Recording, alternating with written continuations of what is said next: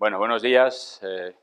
Muchas gracias primero al Instituto por haberme invitado, los profesores del Departamento de Geografía e Historia y luego a todos vosotros, ¿no? por estar aquí. Y lo primero que tengo que hacer casi es disculparme o pedir perdón por sentirme un poco culpable de haberos fastidiado parte de un verano, de este o del anterior.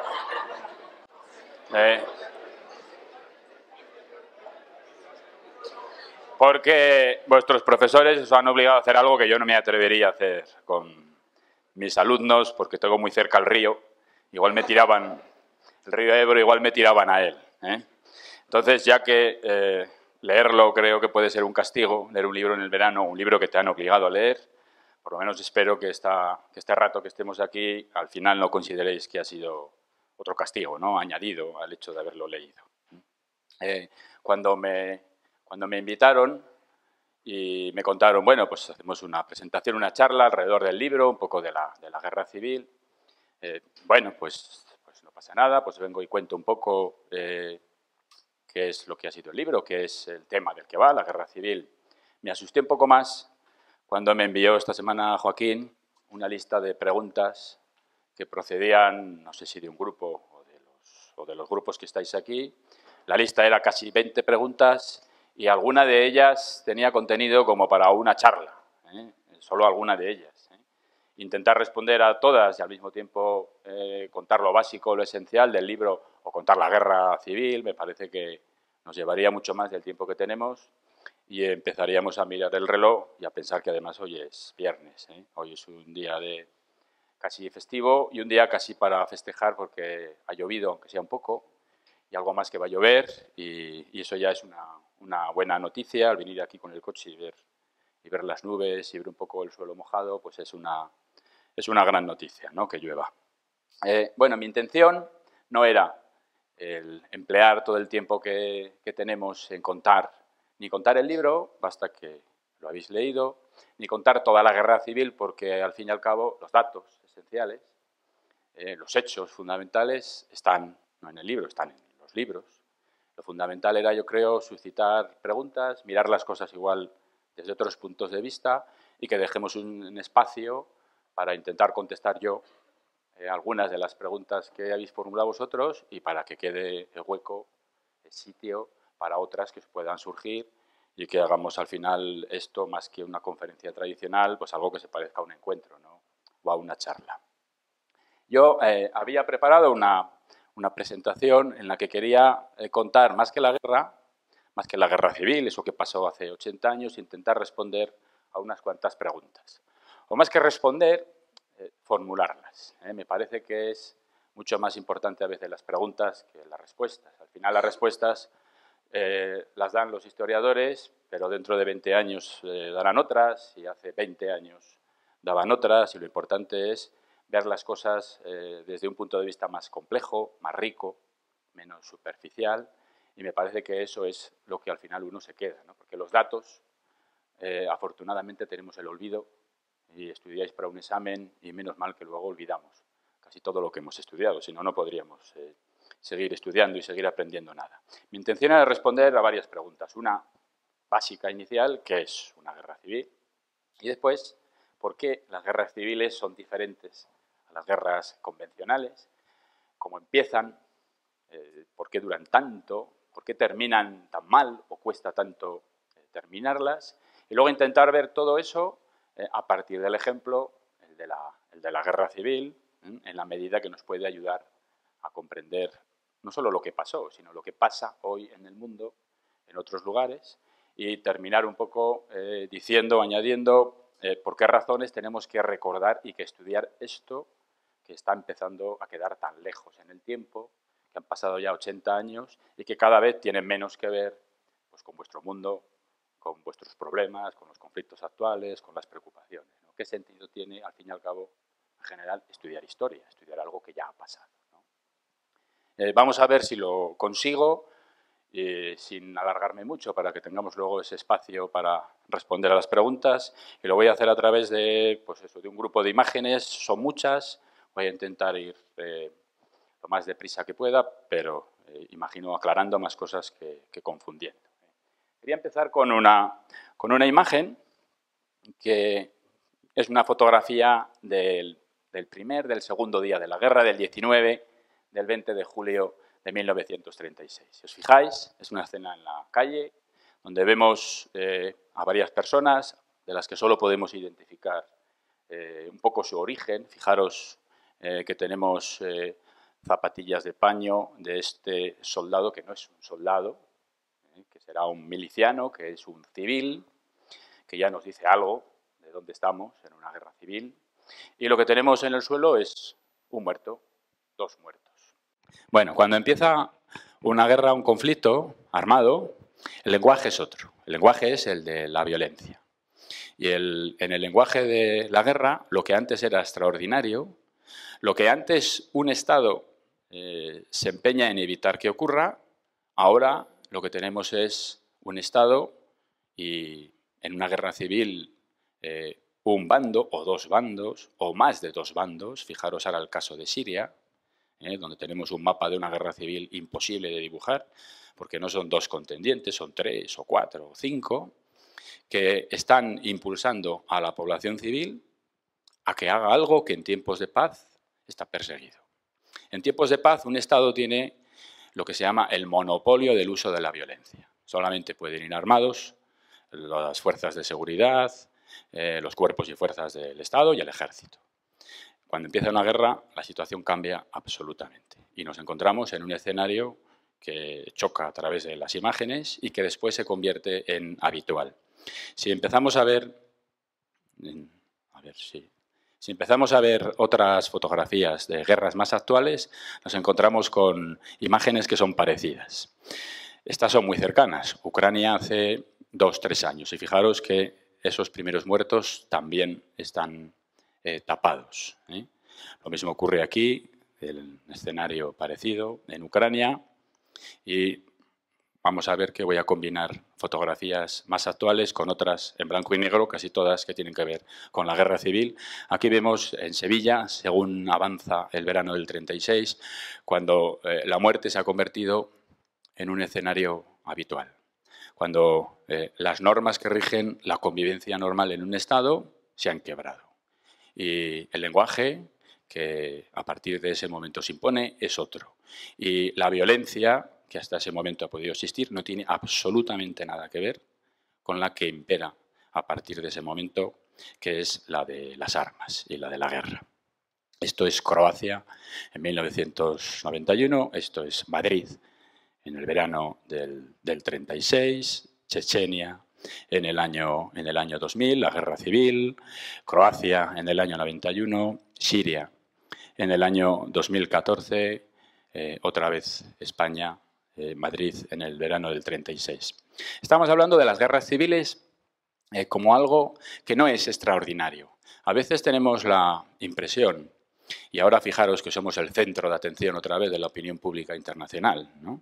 Con esa idea de que España es diferente y de que aquí nos pasan cosas que no pasan en otros sitios y que tenemos conflictos y problemas que hacen que tantísimos historiadores de otros países se especialicen en la historia de España porque les parece apasionante, conflictiva, porque aquí nos faltan guerras, dictaduras, cambios, revoluciones, y que eso hace que sea más apasionante estudiar la historia de España. Y ahora, durante las últimas semanas, hemos vuelto otra vez a la primera línea de las fotografías que dan la vuelta por el mundo. A mí me gustaría vivir en un país aburridísimo, que no fuera tan apasionante para los historiadores extranjeros, donde estudiar historia fuera algo monótono, porque no pasa nada, ¿no?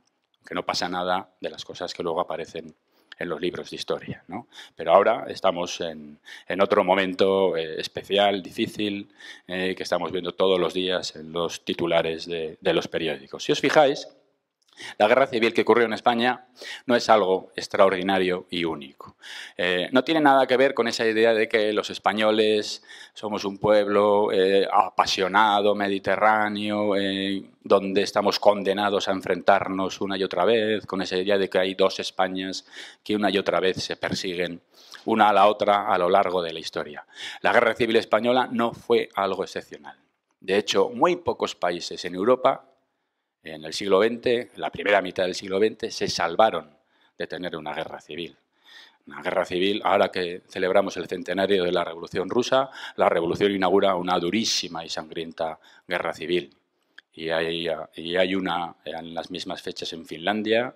Y después, si nos fijamos en el caso de España, y vamos unos años hacia adelante, en medio de la Segunda Guerra Mundial, lo que se vive en Italia es una guerra civil. Lo que se vive en Croacia es también una guerra civil. Y en buena medida lo que pasa en Francia se parece mucho a una guerra civil, ¿no? Y si nos fijamos lo que ha ocurrido desde el momento en el que ocurre la guerra española hasta ahora, nos encontramos que hasta que termina el siglo estamos hablando de más de 250 guerras y de las cuales la mayor parte de ellas son guerras civiles, por diferenciarlas de una guerra convencional. Una guerra convencional es aquella en la que se enfrentan dos estados, que parten de una frontera reconocida y donde todos saben desde el primer momento lo que tienen que hacer. Es decir, hay dos ejércitos enfrentados que visten un uniforme diferente, que hablan muchas veces una lengua diferente y que saben que el final de la guerra llegará con una recomposición de las fronteras. España, Francia, Francia, Alemania, Alemania, Rusia.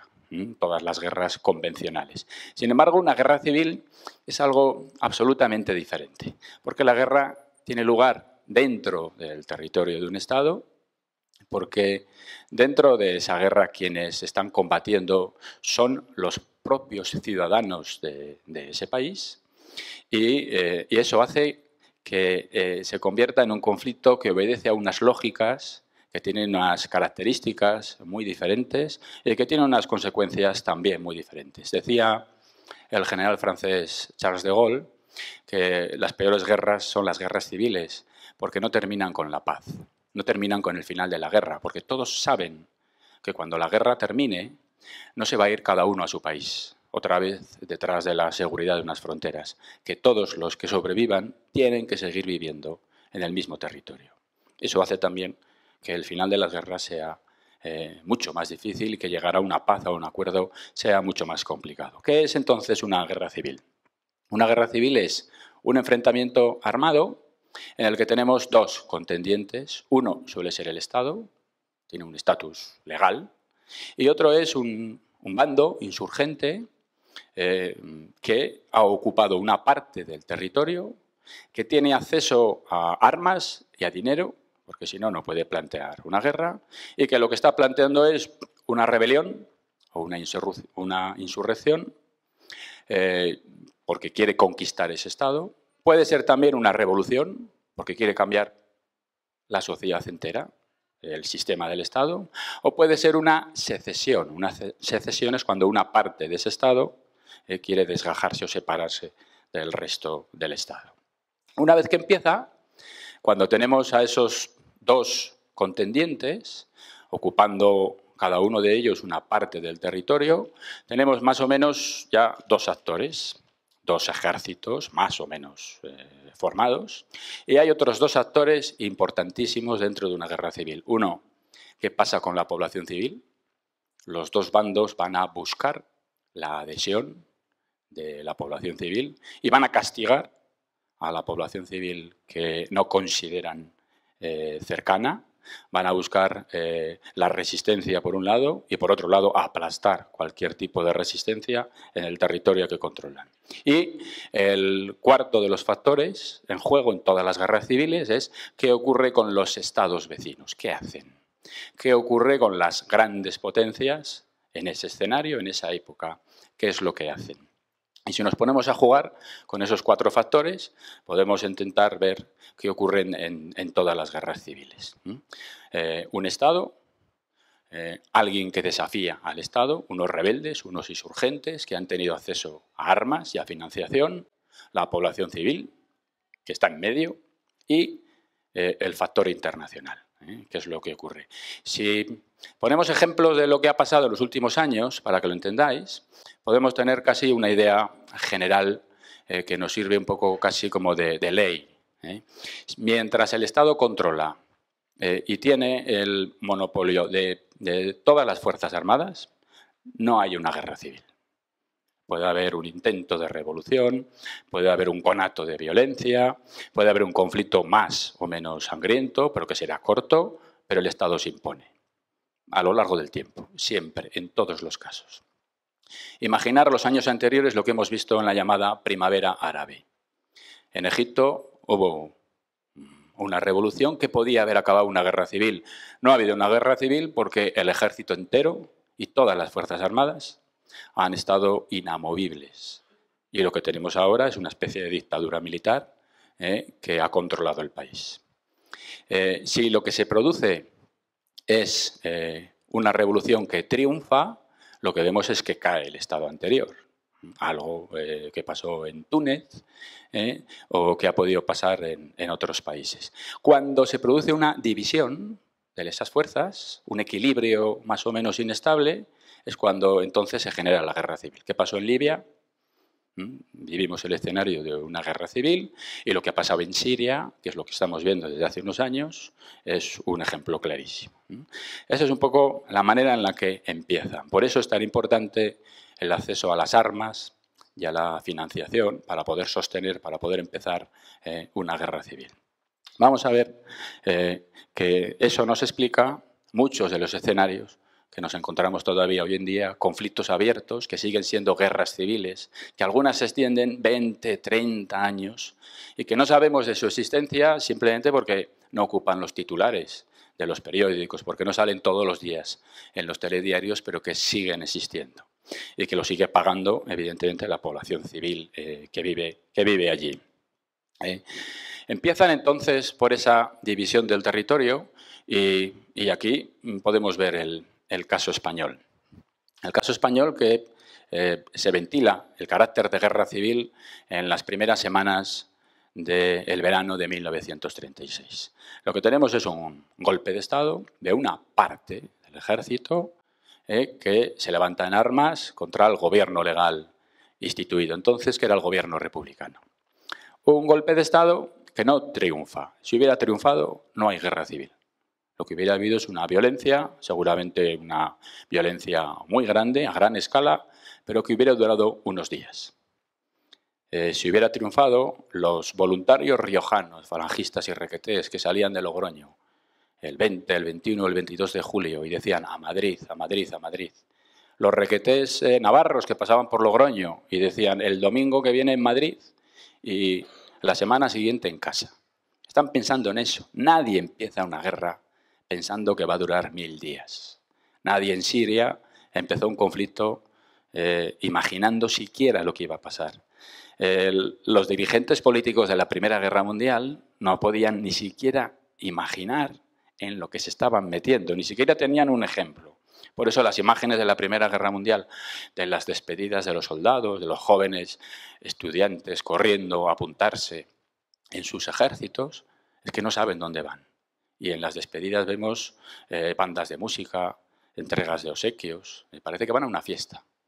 Los soldados que iban a la Segunda Guerra Mundial no vemos ninguna de esas escenas, todos saben dónde van, porque todos tienen la memoria muy clara de lo que ha pasado 20 años antes, 10 millones de muertos.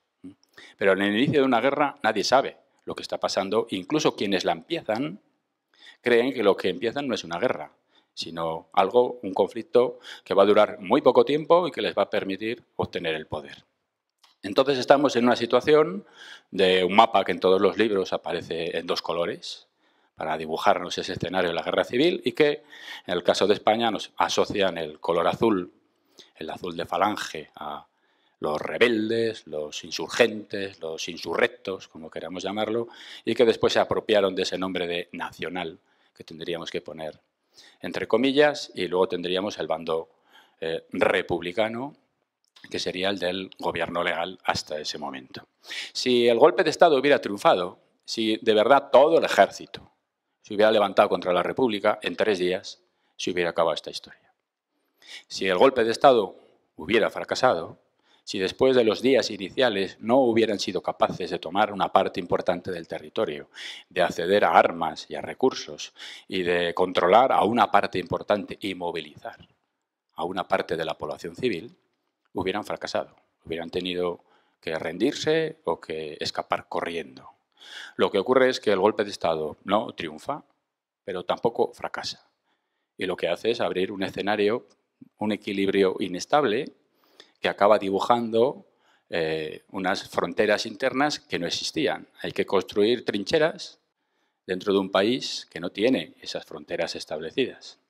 Y hay que empezar a separar a los buenos de los malos, a los tuyos de los míos. Hay que crear al enemigo, pero no solo al que va uniformado. Esta es una característica de las guerras civiles, sino que hay que ver el enemigo en quien va vestido de paisano.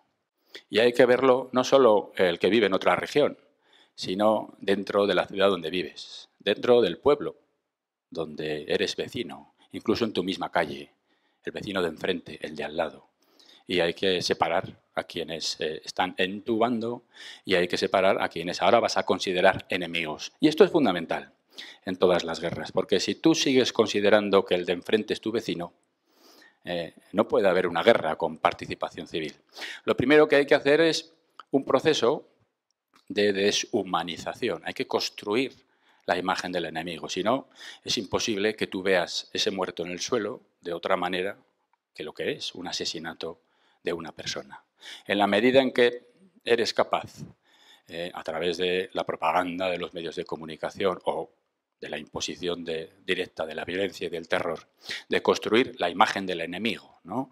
Los fascistas, por un lado, y por otro lado, construir la imagen del rojo, ¿no? Alguien que no es como nosotros. Y de esa manera es lícito la violencia contra el que tú ya no consideras que es un ser humano como tú. Y en la medida en que se produce esa especie de extrañamiento, entonces la violencia se impone. Y a partir de ese momento podemos empezar a entender cómo es posible que vecinos que han convivido toda su vida juntos, amigos de la misma cuadrilla, se vean separados y empiecen incluso a perseguirse, a dispararse o a considerar que es lícito aquello que hasta ese momento nos hubiera horrorizado, porque el Estado y sus normas se han venido abajo con estrépito. Y a partir de ese momento estamos en un escenario completamente diferente. En el caso de España tenemos una parte del ejército, ni siquiera la parte más importante en lo que tiene que ver con los generales de división o con los altos mandos, que no llegan a sublevarse más allá de una tercera parte, si juntamos a todos. Lo importante, en el caso de la guerra española, es atender no tanto a la situación que vemos en la península.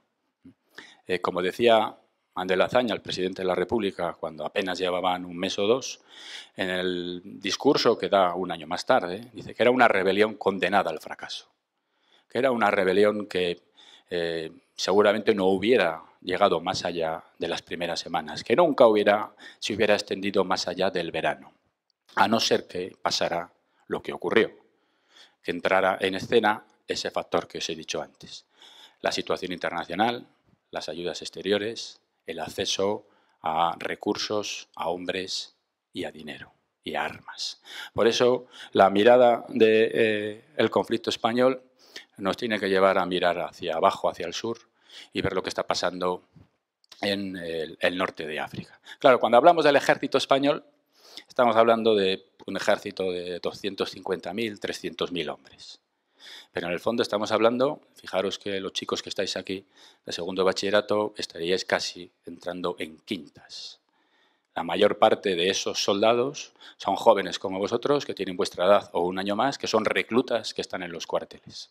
¿Quién tiene experiencia militar? ¿Quiénes son realmente soldados para una guerra? Son aquellos que forman parte de las fuerzas de seguridad del Estado, entonces la Guardia Civil, la Guardia de Asalto, los carabineros, que tienen experiencia en el uso de armas, que tienen experiencia militar, que muchos han tenido experiencia en la guerra de Marruecos, que se ha extendido durante 20 años. Y luego tenemos el único ejército de verdad, que son los 40, 50.000 hombres que están en el norte de África. Por eso el golpe de Estado no se hubiera convertido en guerra si ese avión que lleva a Franco desde las Canarias a ponerse al frente de la sublevación no se hubiera producido. El golpe de Estado no se convierte en guerra si esos 50.000 soldados que están aquí, pero que no pueden pasar el estrecho, no logran hacerlo en el verano. Y eso lo van a hacer gracias a la ayuda inmediata, rapidísima, de los aviones que están mandando Hitler y Mussolini, que ven en Franco a su interlocutor.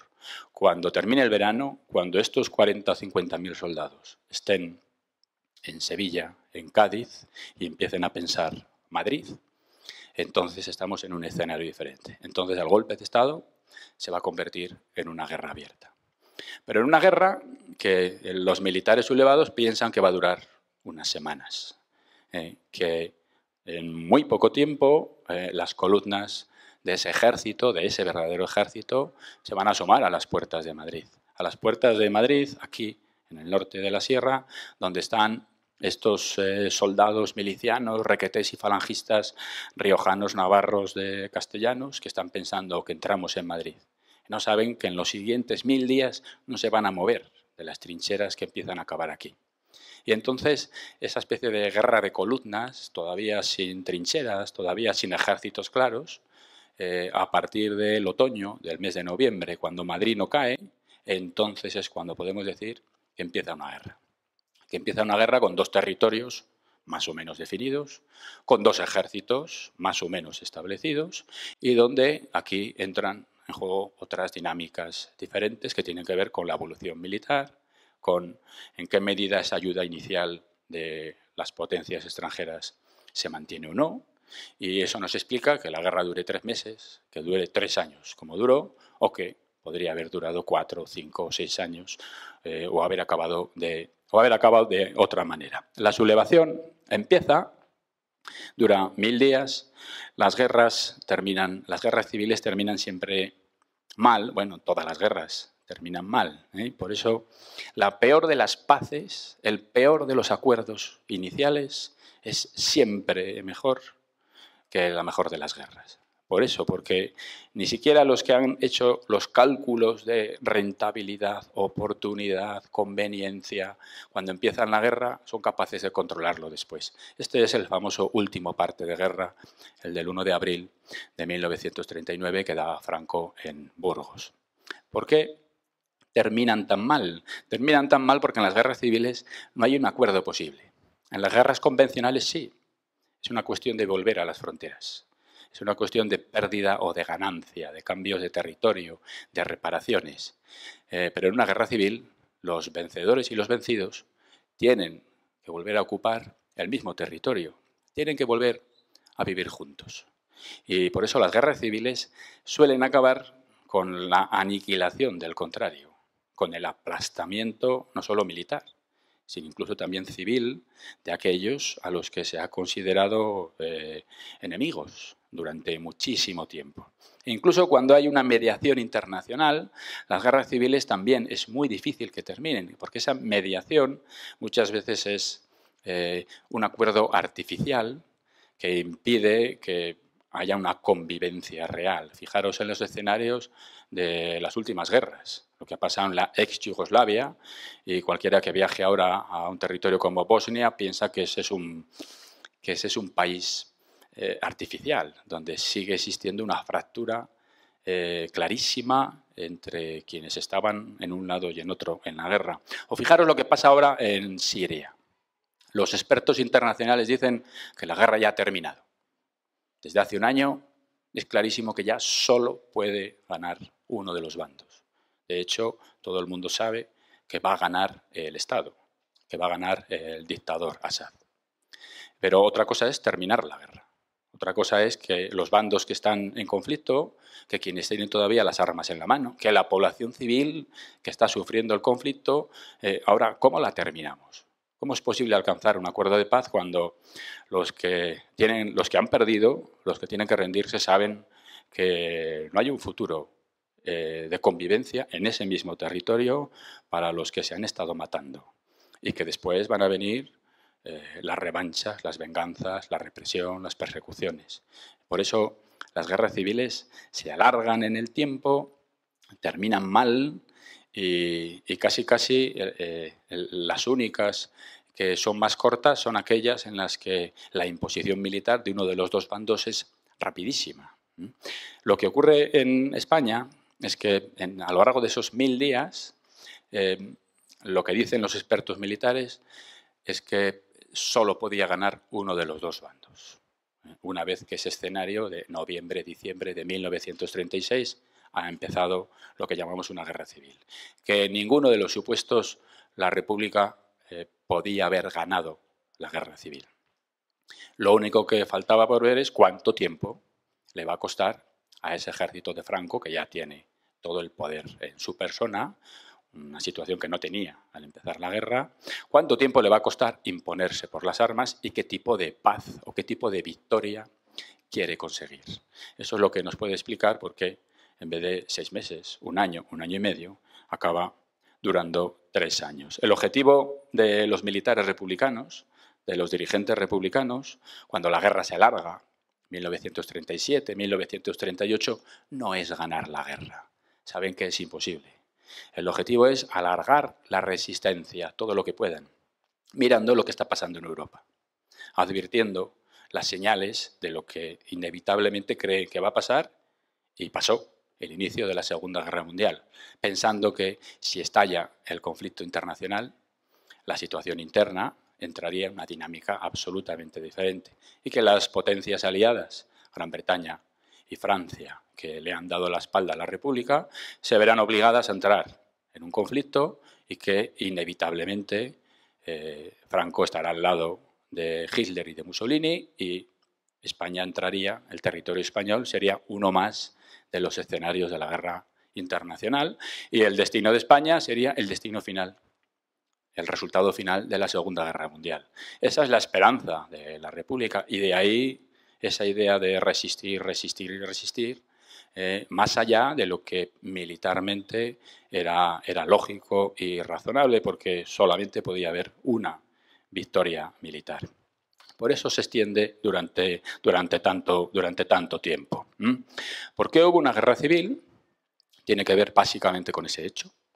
Tiene que ver con la insurrección de una parte del ejército, que con un apoyo internacional muy grande desde el primer momento y hasta el último momento va imponiéndose militarmente. Y con el apoyo importante, también hay que decirlo, de una parte de la población civil, que se va a sumar a esa especie de coalición contrarrevolucionaria y que piensan que lo que están haciendo esos militares es lo que hay que hacer.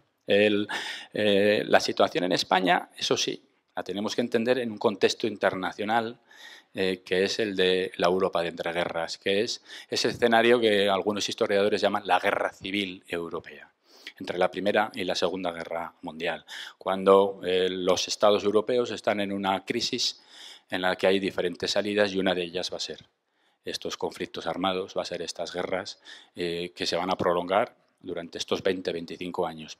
Lo excepcional del caso español no es la guerra civil, no es el conflicto armado. Acaba siendo un escenario que vemos en toda Europa. Lo excepcional del caso español son los 40 años de dictadura que vienen después.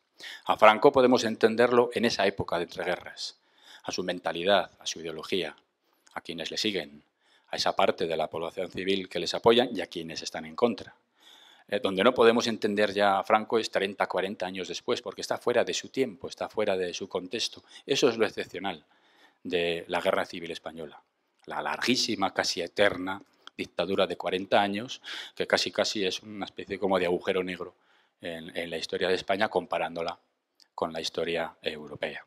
El escenario que teníamos en Europa, fijaros aquí con estas imágenes, si nos ponemos a pensar, cuando acaba la Primera Guerra Mundial, ¿cuántas dictaduras hay en Europa? La mayoría de ellas impuestas a partir de golpes de Estado, de rebeliones, de sublevaciones, que han dado origen a guerras civiles. Cuando acaba la Primera Guerra Mundial, contando con el surgimiento de un nuevo poder a partir de una guerra civil en la Unión Soviética, podemos decir que es el triunfo de las democracias.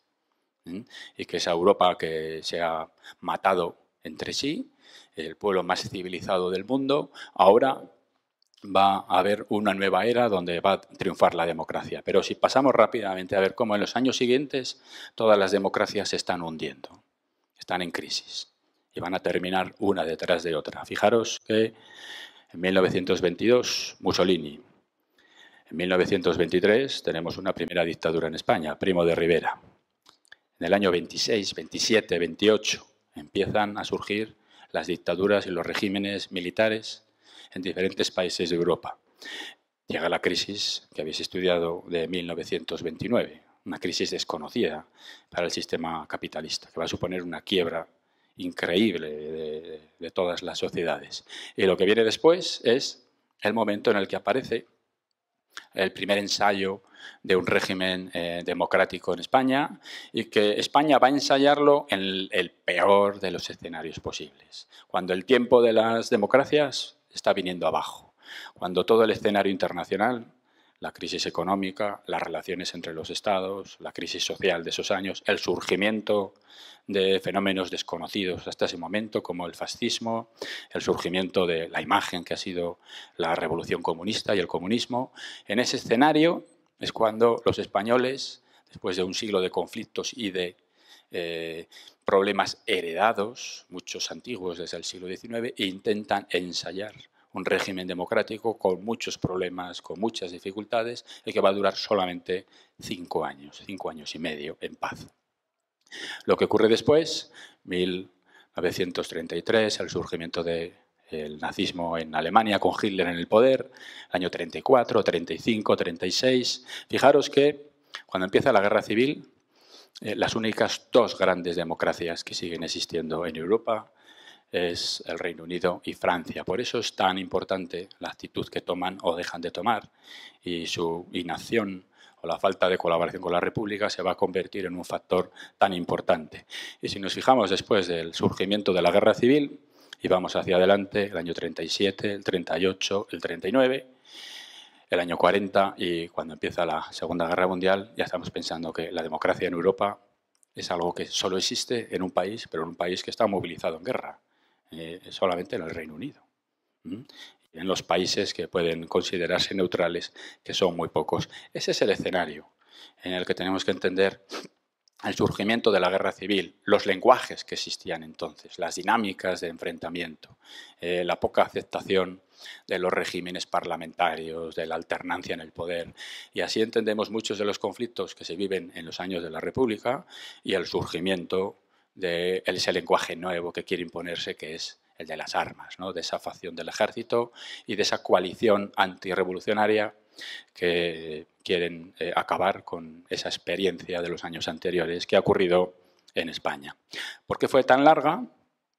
Ya lo he anunciado un poco, tiene que ver con ese apoyo internacional, con la asistencia de armas y recursos, también para la República. Hay quien se plantea si no hubiera sido mejor que Madrid no hubiera resistido, que en noviembre de 1936, si no llega la ayuda soviética, si no vienen las brigadas internacionales, si el ejército franquista se hubiera dirigido derecho hacia Madrid en vez de detenerse para liberar al Alcázar de Toledo y para que Franco acabe de encumbrarse en el poder, si Madrid hubiera caído, si la guerra hubiera terminado en las Navidades de 1936, quizás se hubiera ahorrado el sufrimiento y la muerte de cientos de miles de personas.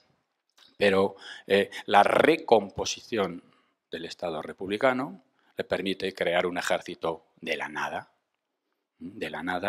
y empezar a resistir y a plantar cara a esa sublevación, y de resistir durante 1000 días, algo que muchos de los observadores internacionales habían creído que era imposible en octubre, en noviembre, en diciembre de 1936.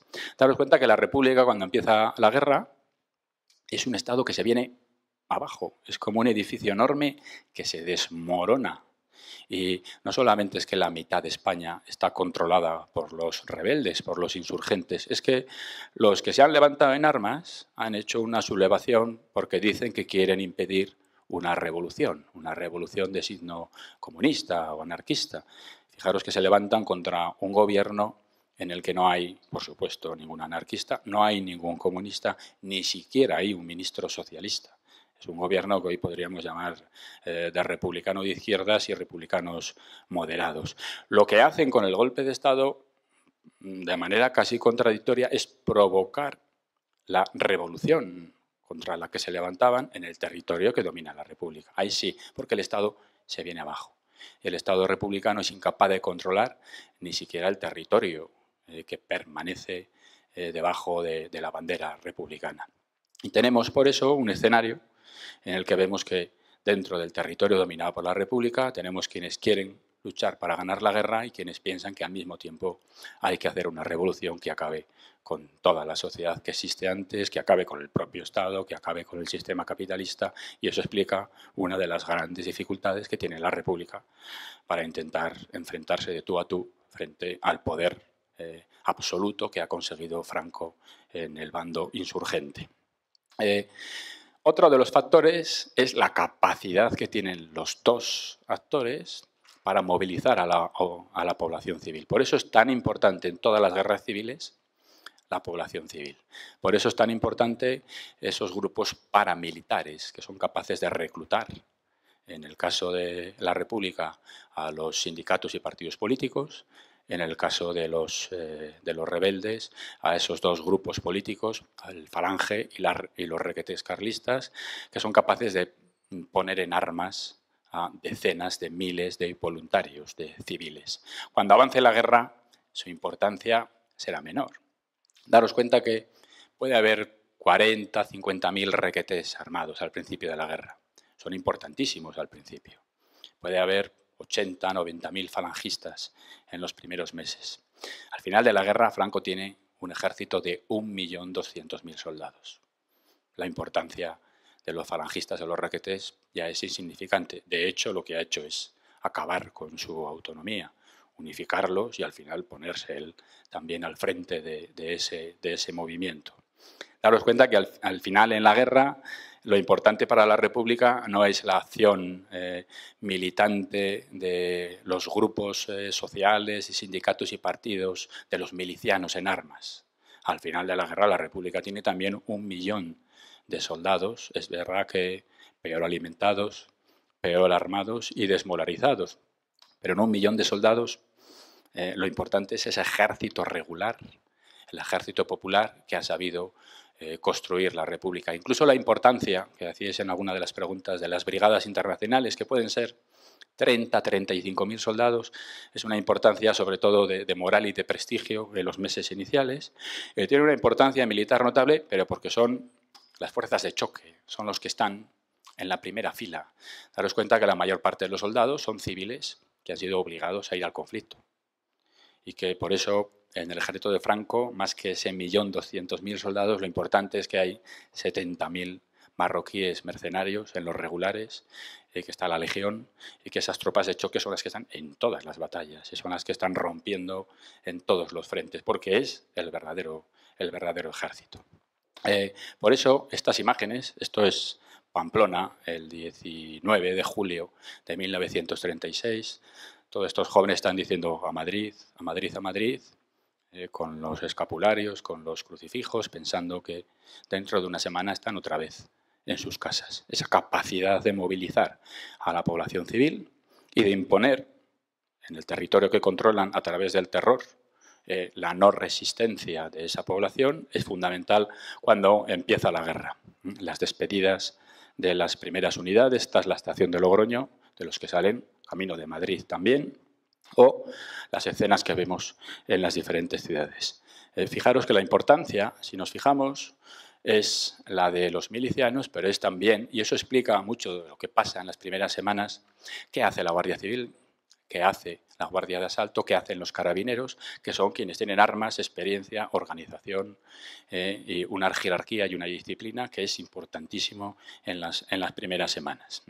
Bueno, la guerra avanza, aparece ese escenario internacional, un cuerpo de ejército entero italiano, la Legión Cóndor que envía Hitler y escenarios que inauguran algo nunca visto. Nunca visto no solo en España, nunca visto en ningún sitio del mundo, porque en eso el escenario de la guerra civil es el primero de los que vamos a ver en la Segunda Guerra Mundial, donde se ensayan y se practican estrategias tácticas y destrucciones en masa que nunca se habían conocido en la guerra moderna.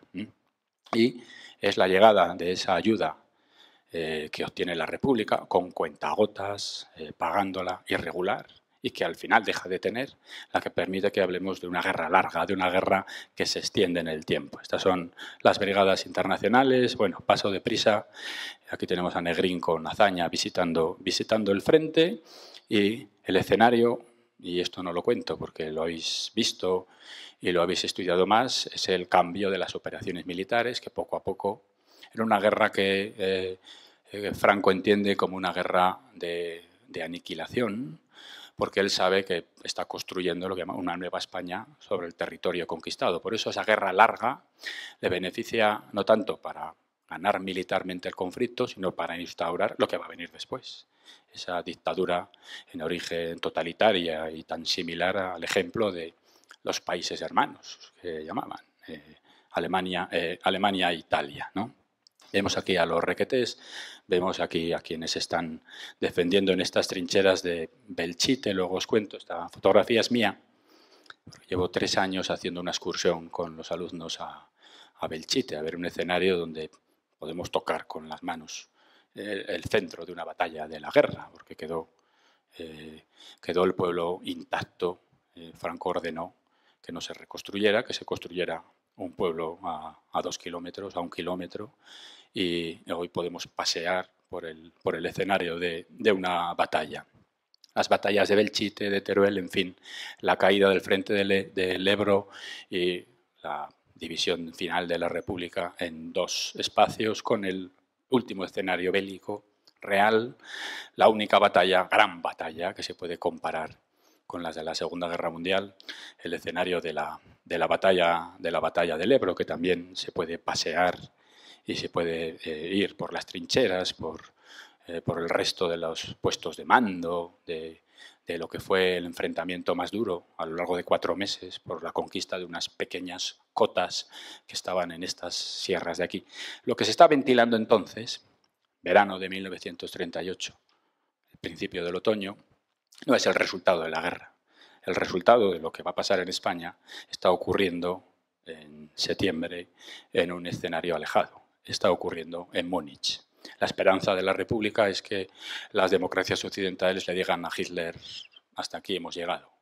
Eso no ocurre. El acuerdo de la conferencia de Múnich le permite a Hitler invadir Checoslovaquia, ya se ha apropiado de Austria, la causa de la República está perdida. Lo que queda es ver cuánto va a durar, aunque fijaros que la guerra acaba el 1 de abril de 1939, la Segunda Guerra Mundial empieza el 1 de septiembre. Faltaron 4 meses, faltó un verano para que los 2 conflictos hubieran entrado en un escenario común. La toma de Barcelona, la llegada a la frontera y el final, los últimos días de la guerra en el escenario de Madrid y en el de la zona centro que todavía ocupaba la República, y la entrada en Madrid, que supone el fin real de un conflicto que ya estaba anunciado. ¿Por qué ganó la guerra Franco? ¿Cuáles fueron las causas fundamentales? Podemos dejarlo en 2 o 3 aspectos fundamentales. Uno, que tuvo un control absoluto sobre el territorio que dominaba, con un poder incontestable, que supo extraer hombres, dinero y recursos sin tener que, además, tener en cuenta ningún tipo de legalidad previa. De hecho, el estado de guerra se proclama desde el primer día y va a seguir en España hasta 1948. 9 años después de la guerra, todavía en España sigue el estado de guerra presente. El control del territorio y de la población sería la primera de las causas. La segunda, fundamental, el apoyo internacional que tiene desde el primer momento hasta el último, un apoyo sin condiciones, un apoyo sin titubeos, sin lagunas, y que le va a permitir tener un triunfo militar aplastante sobre su enemigo, sobre la República. Y la tercera, podríamos ver lo contrario, que la República fue incapaz de mantener en el territorio que dominaba ese control tan absoluto sobre la población civil. El estado de guerra no se instaura en España hasta los meses finales de la guerra. El apoyo internacional que recibió, fundamentalmente el de la Unión Soviética, costó que empezara, fue parcial al principio y en los meses finales desapareció, y sin acceso a financiación, sin acceso a armas, con una población cada vez más desmoralizada, el resultado solo podía ser uno. Esos son los dos, tres factores o causas fundamentales. ¿Por qué fue tan violenta? Eso nos inaugura una palabra que ya se va extendiendo, que aparece hasta en los libros de texto, que empezaron a utilizar los historiadores hace una generación. La Guerra Civil Española seguramente es la primera guerra total. ¿Qué es una guerra total? Es una guerra donde, si vemos las escenas de la violencia, es una guerra donde ya no es fácil distinguir a quién combate de quién no. En las guerras convencionales, tradicionales, quedaba muy claro quiénes son los beligerantes y quiénes son los no beligerantes. En las guerras tradicionales, los muertos son sobre todo soldados. En las guerras totales, no. Los muertos en la guerra civil superan los civiles a los militares. Esto es lo más difícil de explicar. Fijaros, yo vengo de una provincia pequeñita, La Rioja, donde los soldados que mueren en la guerra, casi todos, prácticamente todos, dentro del ejército franquista, son unos 1.500, 1.600 soldados, durante 1.000 días, combatiendo en todas las batallas. Los civiles que mueren en la guerra pasan de 2.000, sin haber cogido un arma nunca, sin haber ido a ningún frente, sin llevar ningún uniforme. 2.000 asesinados en las cunetas, en las tapias de los cementerios, en los barrancos, en los descampados. Eso es una guerra civil, y una guerra civil en un escenario de guerra total. Porque los que se enfrentan no buscan solamente una victoria convencional, lo que buscan es la aniquilación del adversario. Y lo que buscan es el control absoluto de la población civil, y para eso se emplean todos los recursos, se moviliza a toda la población y se considera que es objetivo militar absolutamente todo. Por eso la existencia de bombardeos masivos sobre la población civil, de destrucción de ciudades y de una economía de guerra que movilice, que cambia absolutamente toda la sociedad. Eso no había existido prácticamente antes. Hasta la Primera Guerra Mundial incluso 10 millones de muertos, pero la mayor parte de los fallecidos son militares. En la Segunda Guerra Mundial ya el número de bajas civiles en la Unión Soviética, en Polonia, en Alemania, supera al de los soldados muertos en guerra. Y desde entonces hasta acá, esa máxima ya se cumple en prácticamente todas las guerras. El número de muertos civiles supera al de militares. Es un escenario que antes era desconocido. Eso abre un escenario de la violencia en la retaguardia, en que si no entendemos las características de una guerra civil, de una guerra en la que lo militar y lo civil ha perdido sus fronteras, no podemos comprender y explicar por qué mueren más civiles que militares en un enfrentamiento armado y por qué eso no había ocurrido antes en la historia y ha seguido ocurriendo desde entonces hasta ahora, ¿no? Porque entramos en unas dinámicas, unas lógicas que son propias de la guerra civil y que no nos sirven para explicarlas las guerras antiguas, convencionales, tradicionales, y tenemos que tener herramientas nuevas y una mirada diferente para comprender esa violencia, que hoy además es la que más nos repele. Las imágenes de los muertos civiles son las que nos siguen interrogando. ¿Cómo fue posible eso? ¿Cómo es posible que vecinos mataran a vecinos o que miraran para otro lado?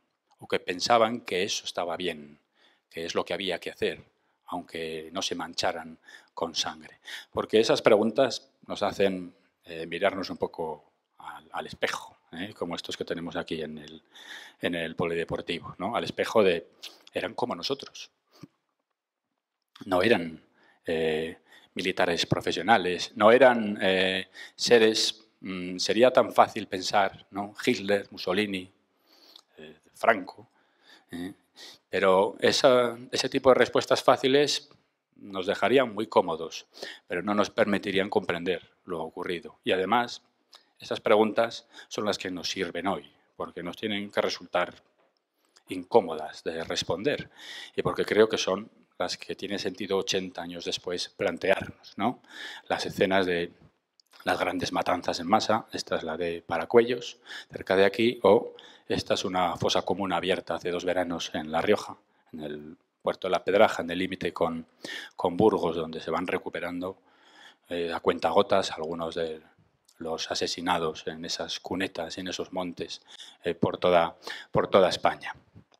Este es un escenario de una de las exhumaciones que tuvieron lugar hace bastantes años y las podemos comparar con esa violencia masiva que ha seguido ocurriendo en otras guerras civiles. Esto es Ruanda, Chechenia, esto es Calahorra, en la Rioja Baja, en uno de esos funerales. Esto es Srebrenica, en las guerras de la ex-Yugoslavia, Ruanda.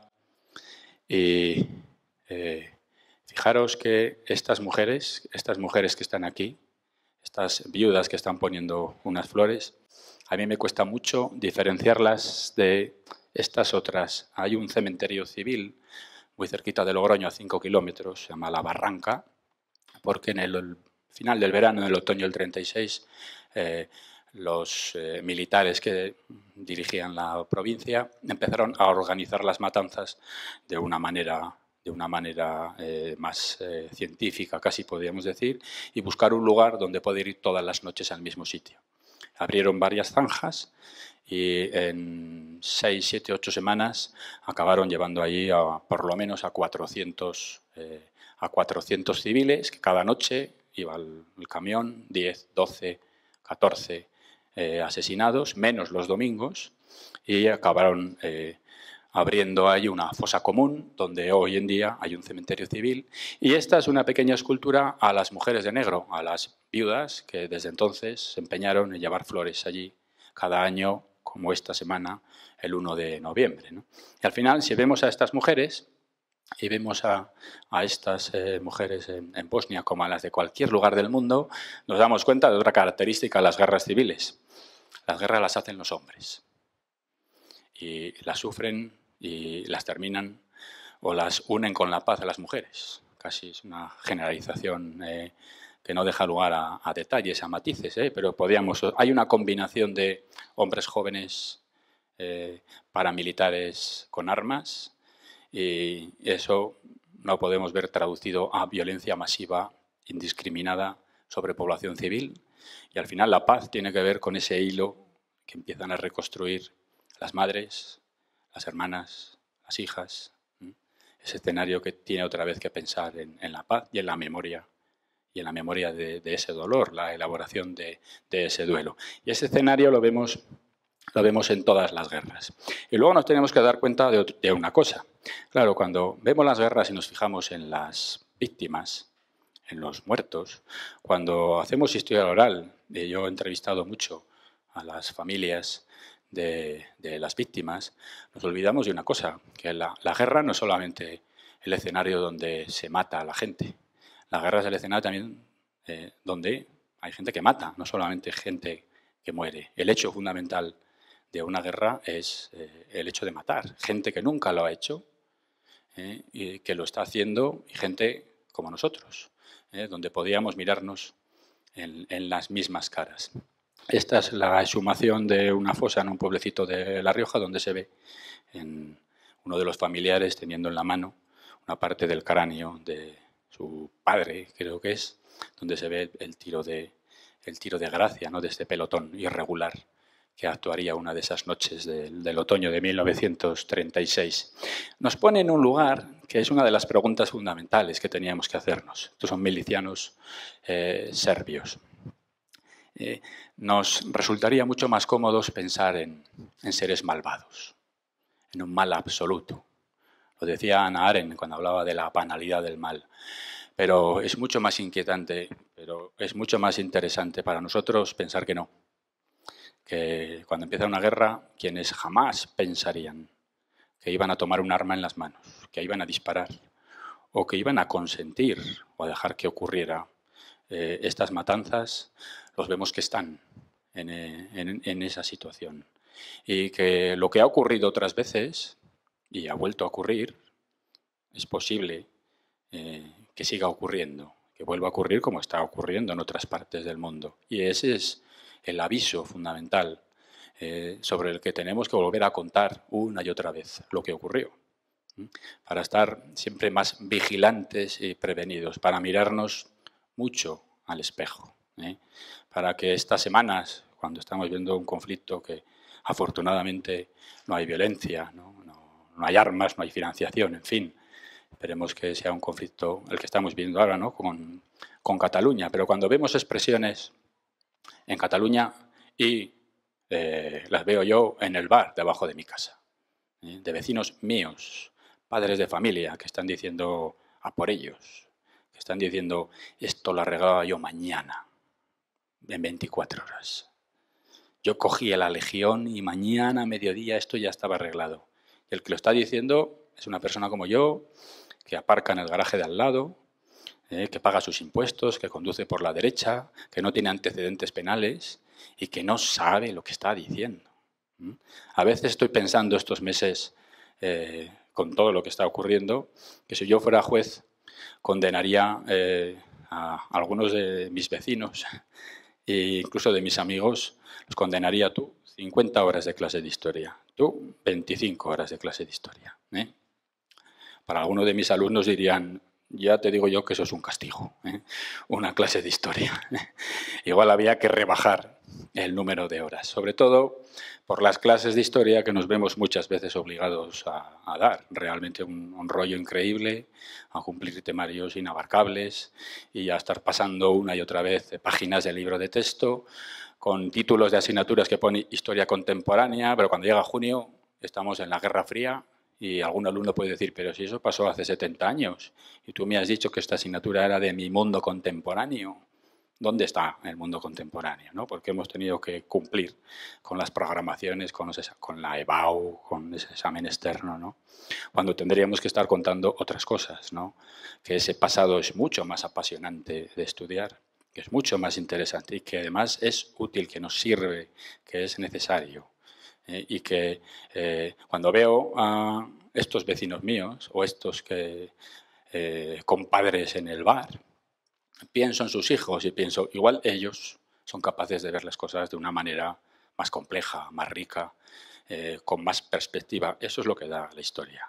Gente, y les digo a los alumnos, gente que sea capaz de dudar, de decir, oye, espera, vamos a leer, vamos a escuchar, vamos a ver otros puntos de vista.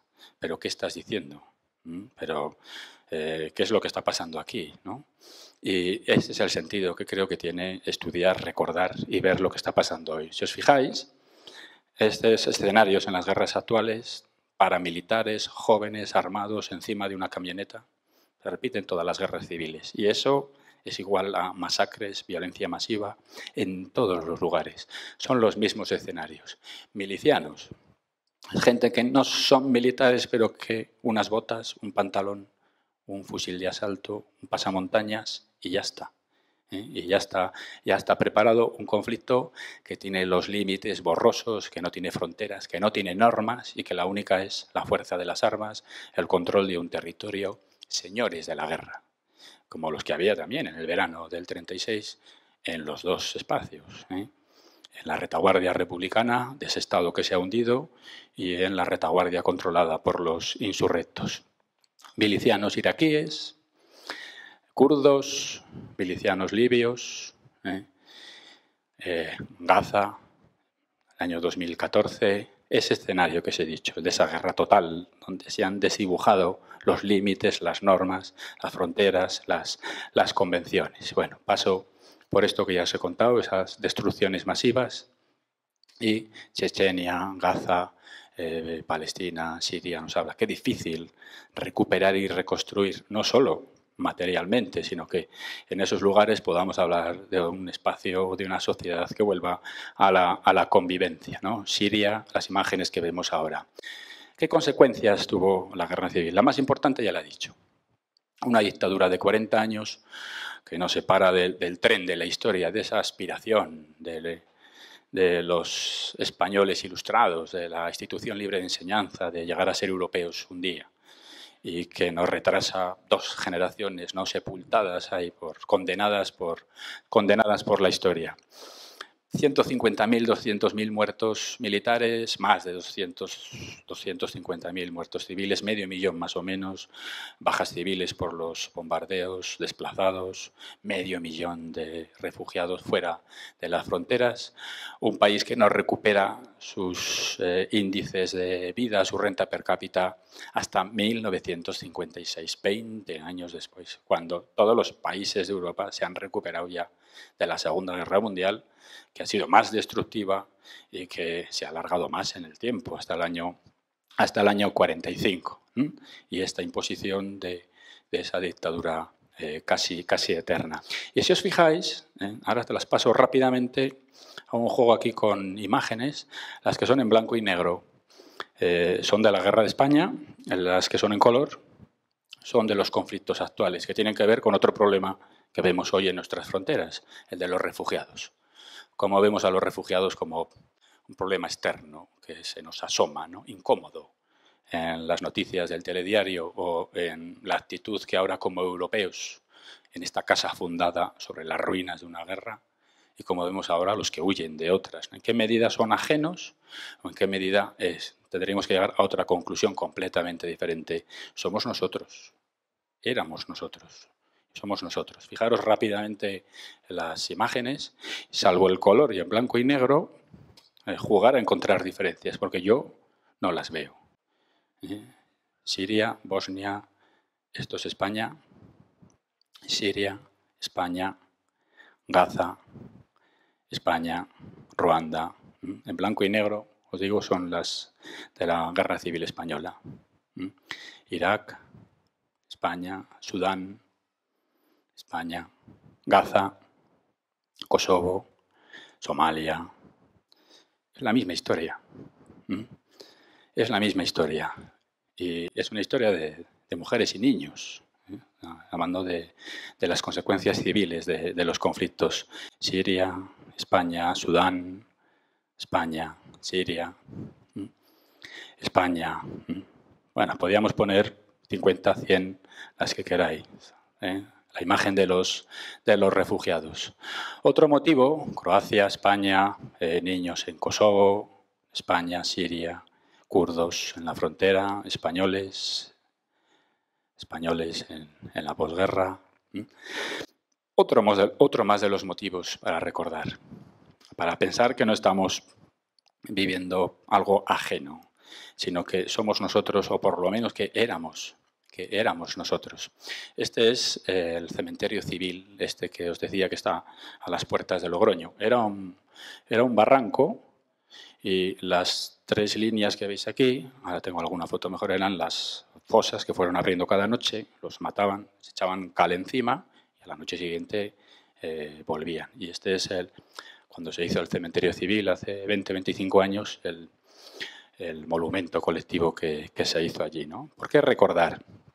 Recordar, y lo menos importante es los acontecimientos militares, la sucesión de batallas, los datos. Lo más importante, lo que creo que salva la barrera de los 80 años, es primero un cierto deber que tiene la democracia, como tienen todos los países europeos, con su pasado traumático de guerras, y no se libra a ninguno, prácticamente el único es el Reino Unido. ¿Qué hacer con ese pasado que nos molesta? Y qué hacerlo en un país como España, que tiene todavía a 100.000 desaparecidos debajo de fosas, con familiares, hijos, nietos, que no tienen unas flores que llevar a ningún sitio. Primero, eso es un deber de una democracia, es un deber reconocido por la ONU. Pero luego, más allá de eso, ¿y qué pasa con los que no tenemos ningún familiar? ¿Qué pasa con los que no tenemos ese duelo pendiente? Mis 2 abuelos formaron parte del ejército franquista. Ninguno de los 2 voluntario, pero cuando acabó la guerra los 2 se sentían franquistas. Otra cosa importante de las guerras. Las guerras son un espacio de transformación increíble. Es una experiencia que quien ha pasado por ella ve las cosas inevitablemente de una manera absolutamente diferente a como las veía, como veía el mundo antes de la guerra. Es un espacio de experiencia y transformación. Antes de la guerra no hay 1 millón de franquistas, cuando acaba la guerra sí. mis abuelos, por ejemplo, reclutados, 2 jóvenes campesinos con 18, 19 años o 20 años, pero cuando acaba la guerra ellos tienen otra visión completamente diferentes. Por eso, condenar lo ocurrido está bien moralmente, denunciarlo, pero si no entendemos, si no estudiamos los orígenes, las causas, la lógica de esa violencia, si no entendemos por qué gente normal como nosotros está en medio de esa violencia, entonces no sirve para nada. Es un saber erudito, es un saber del pasado, de anticuario, que a mí no me sirve, que no me interesa, creo que no merece la pena que dediquemos mucho tiempo en clase, ni escribir libros, ni estar hoy aquí. Yo creo que hay que ir más allá de reconfortarnos de estos grandes asesinos en serie, ¿no? Pensar en la gente normal, en los vecinos normales que estuvieron en medio de esas historias. Y la gente normal son estas otras fotos. Estas son las que más me gustan. Porque aquí sí que puede estar mi abuelo. Aquí sí que hubiera podido estar mi padre en otras circunstancias. Aquí espero que no nos veamos nunca reflejados, ¿no?, en ninguna de estas imágenes. Pero detrás de cada una de estas hay historias comunes, segadas y partidas por esa experiencia que afectó de arriba abajo a todas las personas que vivían en este país, a sus familias y a las generaciones siguientes a lo largo de 40 años y todavía hoy para mucha gente. Por eso me parece tan importante este tipo de actividades, visitar Belchite, visitar el pueblo destruido, el escenario del centro de una batalla, tocar con las manos, fijaros, no sé si se ve muy bien, esto es un obús todavía sin estallar, que está ahí, en la pared de una de las iglesias, del viejo Belchite. Tocar con las manos las paredes de las casas donde podemos ver los impactos de las balas, de las ametralladoras, y ver ese testimonio de lo que fue el frente de batalla. Pero el mismo día, esto hemos hecho por la mañana, el mismo día que salimos de las calles de una batalla que parece que ha ocurrido el día anterior, el mismo día por la tarde ir a ver este cementerio civil y darnos cuenta de la otra imagen de lo que es una guerra civil. Esa violencia en la retaguardia sobre la población civil. Esto es un 1 de noviembre, cuando van las familias a poner flores, como van al resto de los cementerios, y estas son las fosas donde fueron cada noche poniéndolos la cabeza y los pies y echando cal cada una de las noches con la luz de las camionetas con las que iban, sacándolos de las prisiones que tenían en la ciudad durante 4 meses. Y estas son estas mujeres de negro que durante 30, 40 años, fijaros cómo era el suelo, cuando no había nada, iban a veces insultadas cuando pasaban por los pueblos, a veces incluso prohibiendo que estuvieran allí, pues llevando unas flores para recordar lo que había ocurrido y quiénes estaban ahí. Y estos son mis alumnos allí el año pasado, donde estuvimos leyendo algunas composiciones que llevaban ellos y unos poemas recordando otras guerras o sobre la paz, ¿no? Ese es un poco el sentido. Y casi terminaba con esto lo que era un poco la presentación, ¿no? Y yo creo que lo poníamos unir con la actualidad. El sentido que tiene recordar esto, ¿no? Por eso ahora cuando vemos este resurgir de las banderas de estas semanas, de estos meses, ¿no? Yo, debe ser por deformación histórica, ¿no? Pero a mí me recorre un escalofrío si pienso qué ha pasado con las banderas en todos los lugares del mundo en los últimos 200 años. ¿Cuántas de las cosas que apreciamos, que nos parecen importantes de nuestra forma de vida, de nuestra sociedad, de nuestras democracias europeas, se las debemos a las banderas o a los himnos? Y de qué está manchada su historia, que está manchada es de la sangre de las guerras, ¿no? En el nombre de las patrias, de las banderas, de las naciones, ¿no? De esa es nuestra historia, de la que venimos. Y por eso estudiar historia es una especie de vacuna, por lo menos contra la simplicidad, contra la superficialidad, contra esas voces que os digo del bar, ¿no? De esa especie de salidas así de tono de la gente que lo tiene todo muy claro y que lo arreglaría todo rapidísimamente y que no tendría ningún problema en acabar con todos los conflictos, nada, en un santiamén. Y recordar un poco de dónde venimos. que la solución de muchos de nuestros problemas no tienen que ver tanto con cuestiones tan locales, sino igual mirando más hacia arriba, ¿no? Creo que no tenemos ninguna visión utópica ahora del futuro, no tenemos ningún plan fenomenal, casi solo tenemos uno al que agarrarnos, que además ahora está como parado en dique seco, que es la Unión Europea, que es construir una sociedad que se ha levantado sobre las guerras, sobre el recuerdo común de un siglo, el siglo XX de las barbaries, de matarse entre sí los europeos, de esa especie de gran guerra civil que fue la de los europeos unos sobre los otros. Y la imagen que a mí me gusta es esta. Un parlamento, el Parlamento Europeo, donde hay banderas, están allí, abajo, yo no las distingo. Y donde quienes están aquí sentados, que son todos los parlamentarios, no están agrupados por países, ni por fronteras, ni por banderas. Están agrupados por sus ideas sobre lo que hay que hacer dentro de esta Europa común. Están agrupados por sus partidos políticos y proceden de las votaciones en sus países, ¿no? ¿Qué estamos viendo en los últimos años? Pues que Europa se ha parado. El Brexit, el resurgir un poco de la importancia de los estados-nación, de poseer tus fronteras, en estos años de crisis, de volver otra vez a esas certidumbres y seguridades de la fortaleza de los estados.